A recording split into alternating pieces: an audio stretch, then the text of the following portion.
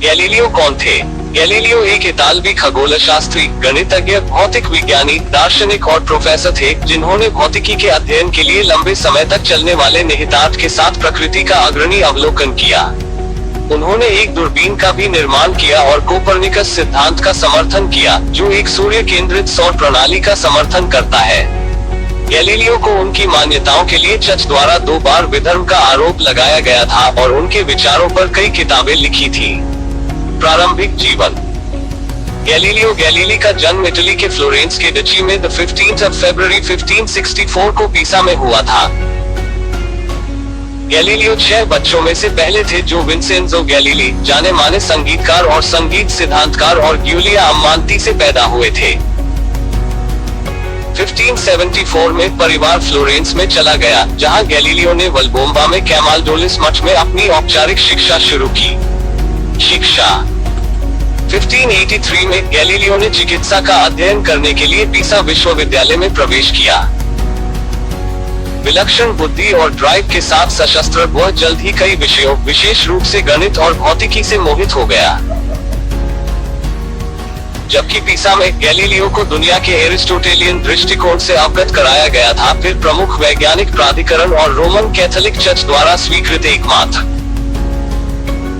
सबसे पहले गैलीलियो ने अपने समय के किसी भी अन्य बौद्धिक की तरह इस दृष्टिकोण का समर्थन किया और विश्वविद्यालय के प्रोफेसर बनने के लिए तैयार थे। हालांकि वित्तीय कठिनाइयों के कारण गैलीलियो ने अपनी डिग्री अर्जित करने से पहले 1585 में विश्वविद्यालय छोड़ दिया। दूरबीन। जुलाई 1609 में गैलीलियो ने डच चश्मों के निर्माताओं द्वारा बनाए गए एक साधारण टेलीस्कोप के बारे में जाना और जल्द ही अपना एक विकसित किया। अगस्त में उन्होंने कुछ वेनिस के व्यापारियों के लिए इसका प्रदर्शन किया, जिन्होंने नेविगेशन और स्पॉटिंग जहाजों के लिए इसका मूल्य देखा। व्यापारियों ने गैलीलियो को उनमें से कई का निर्माण करने का वेतन दिया। गैलीलियो की महत्वाकांक्षा ने उन्हें और आगे जाने के लिए प्रेरित किया और 1609 के पतन में उन्होंने अपनी दूरबीन को आकाश की ओर मोड़ने का निर्णय लिया। ब्रह्मांड का पता लगाने के लिए अपनी दूरबीन का उपयोग करते हुए गैलीलियो ने चंद्रमा का अवलोकन किया और पाया कि शुक्र के पास चंद्रमा की तरह चरण थे, यह साबित करते हुए कि यह सूर्य के चारों ओर घूमता है, जिसने एरिस्टोटेलियन सिद्धांत का खंडन किया कि पृथ्वी ब्रह्मांड का केंद्र था। उन्होंने यह भी पता लगाया कि बृहस्पति ने चंद्रमा की परिक्रमा की थी, जो पृथ्वी के चारों ओर घूमती नहीं थी। 1613 में उन्होंने सनस्पॉट्स की अपनी टिप्पणियों को प्रकाशित किया, जिसने अरिस्टोटेलियन सिद्धांत को भी खारिज कर दिया कि सूरज एकदम सही था। दूरबीन और उनकी कई गणितीय और वैज्ञानिक खोजों के अलावा 1604 में गैलीलियो ने छोटी वस्तुओं को मापने के लिए एक हाइड्रोस्टेटिक संतुलन का निर्माण किया। उसी वर्ष उन्होंने गति और गिरने वाली वस्तुओं पर अपने सिद्धांतों को भी परिष्कृत किया और त्वरण के सार्वभौमिक नियम को विकसित किया, जिसे ब्रह्मांड में सभी वस्तुओं ने पालन किया। उन्होंने एक प्रकार का साधारण थर्मामीटर भी तैयार किया। थर्मामीटर। गैलीलियो थर्मामीटर के रूप में जाना जाने वाला एक साधारण ग्लास बल्ब थर्मामीटर का आविष्कार गैलीलियो द्वारा नहीं किया गया था, लेकिन उनकी समझ पर आधारित था कि तरल पदार्थों का घनत्व इसके तापमान के आधार पर बदलता है। एक थर्मोस्कोप जिसे गैलीलियो ने डिजाइन किया या डिजाइन करने में मदद की, आधुनिक थर्मामीटर के समान है।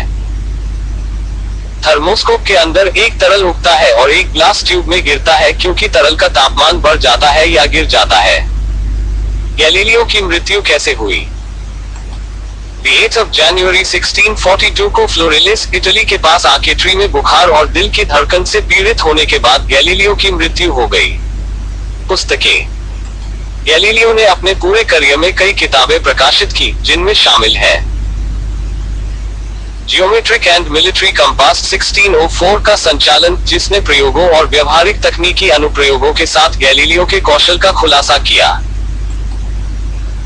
गैलीलियो की खोजों से पता चलता है कि एक छोटी पुस्तिका द स्टाररी मैसेंजर 1610 चांद सपाट और चिकनी नहीं थी, लेकिन पहाड़ों और क्रेटरों के साथ एक क्षेत्र था।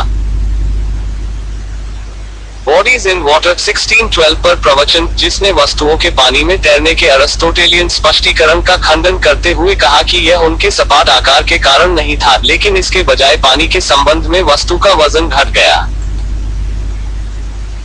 संवाद दो मुख्य विश्व प्रणालियों 1632 के संबंध में तीन लोगों के बीच एक चर्चा, एक जो ब्रह्मांड के कोपर्निकस हेलियोकोनिक सिद्धांत का समर्थन करता है, जो इसके खिलाफ तर्क देता है, और जो निष्पक्ष है। हालांकि गैलीलियो ने दावा किया कि संवाद तटस्थ थे, यह स्पष्ट रूप से नहीं था। अरिस्टोटेलियन विश्वास के अधिवक्ता अपने स्वयं के तर्कों में पकड़े हुए सिम्पटन के रूप में सामने आते हैं। दो नए विज्ञान 1638 गैलीलियो के जीवन की गति और सामग्री की ताकत के विज्ञान पर काम करते हैं। ब्रह्मांड की हमारी समझ के लिए गैलीलियो का योगदान न केवल उनकी खोजों के लिए, बल्कि उनके द्वारा विकसित तरीकों और उन्हें साबित करने के लिए गणित के उपयोग के लिए महत्वपूर्ण था। उन्होंने वैज्ञानिक क्रांति में एक प्रमुख भूमिका निभाई और शीर्षक आधुनिक विज्ञान का पिता अर्जित किया।